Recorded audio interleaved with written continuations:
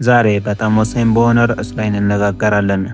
ብዙዎቻችን ቢዝነስ ለመጀመር ወይም ስኬታማ ለመሆን የግድ ማስተርስ ኦፍ ቢዝነስ አድሚኒስትሬሽን ወይም MBA ዲግሪ ሊኖረን ይገባል ብለን እናስባለን።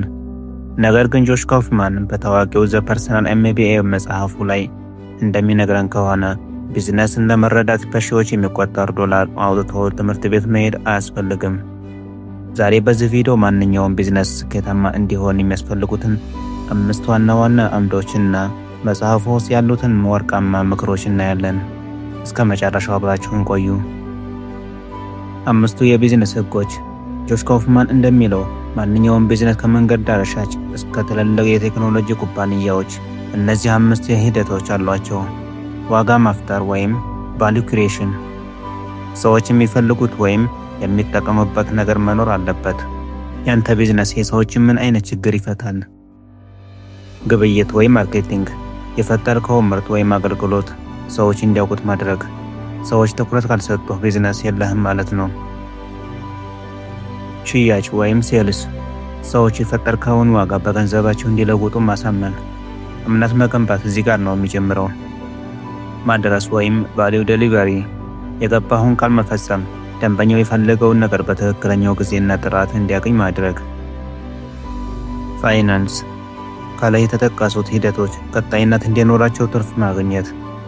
እነዚህ 5 ነጥቦች ከሌሉ ቢዝነስ ሳይሆን ትርፍ ጊዜ ማሳለፊያ ወይም ሆቢ ነው የሚባለው። ለስኬት ወሳኝ የሆኑ ጽንሰ ሐሳቦች። መጽሐፍ ውስጥ ካሉ በመቶዎች የሚቆጠሩ ህጎች መካከል ለእናንተ የሚጠቅሙ 3 መርጫለሁ። ዘ አይረን ላው ኦፍ ዘ ማርኬት። ምንም አይነት ጎበዝ ብትሆን ሰዎች የማይፈልጉትን ነገር መሸጥ አትችልም። ስለዚህ መጀመሪያ ገበያው ምን ይፈልጋል የሚለውን መረዳት ይቀድማል። የ20 ሰዓታት ህግ። ዘ ፈርስት 20 hours።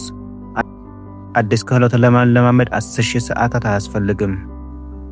ዋና ዋናዎቹን ነገሮች ለመረዳት የመጀመሪያዎቹ 20 ሰዓታት ትኩረት ሰጥቶ መስራት በቂ ነው። ግብረ መልስ ወይም ፊድባክ ሉፕስ።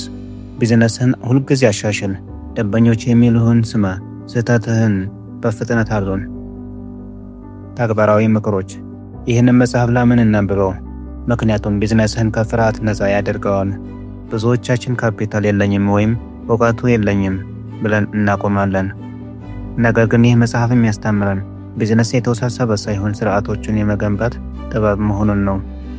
በዚህ ሳምንት ውስጥ የራሳችሁን ቢዝነስ ለመጀመር ካሰባችሁ ሰዎች ምን ይፈልጋሉ ከሚለው ጥያቄ ተነሱ።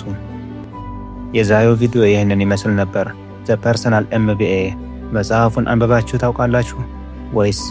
ስለዚህ ቢዝነስ ያላችሁ አመለካከት ምንድን ነው? ኮሜንት ላይ አሳውቁኝ። ቪዲዮ ከጠቀማችሁ ላይክ እና ሰብስክራይብ ማድረጋችሁን እንዳትረሱ።